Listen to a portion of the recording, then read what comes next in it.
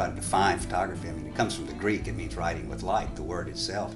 And I've always had this affinity for writing, and like most adults, I like literature. But I think about, when I make pictures, I think about, it's my autobiography. I have a small, modest life, like most people, and the places I've been, the people I've loved, the things I've seen, the things that have meant things to me. It's like keeping a small journal, like a writer does.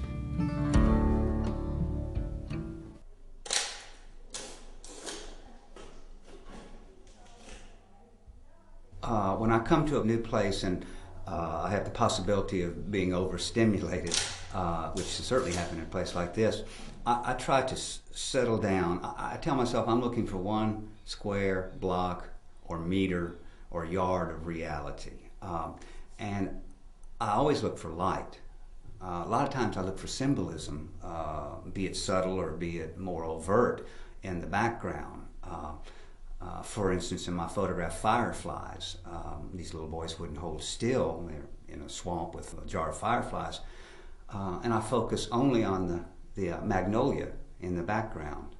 And in a split second, what goes through my mind is that's a deeply southern thing, a magnolia tree, you know, and it works on you in subtle ways. I look through my camera and I try to define an area, like a little theater, that things happen, or will happen, or the possibility exists that they're going to happen. And then, it's another small epiphany. They had a retrospective of Paul Strand up. I'd never heard of Paul Strand. And I visited that every single day.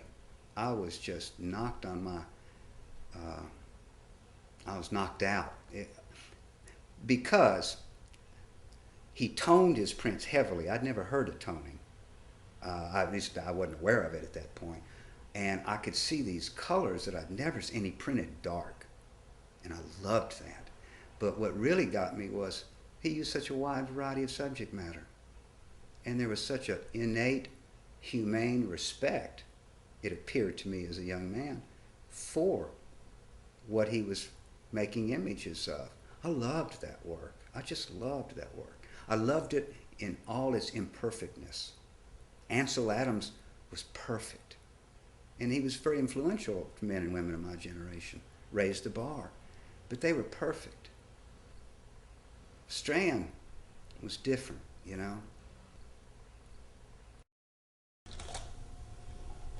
One of the questions I'm often asked is how I skew the focus. And I do it by using a small view camera incorrectly. When you swing, when you should swing and tilt, I don't. I do the wrong thing.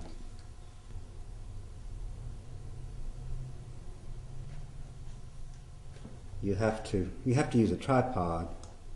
You have to take the viewfinder off, put the film back on, cock the shutter, close it halfway down, pull the slide, try not to move your camera, and make the image. I'm going to use short depth of field, which in this case is f2.8.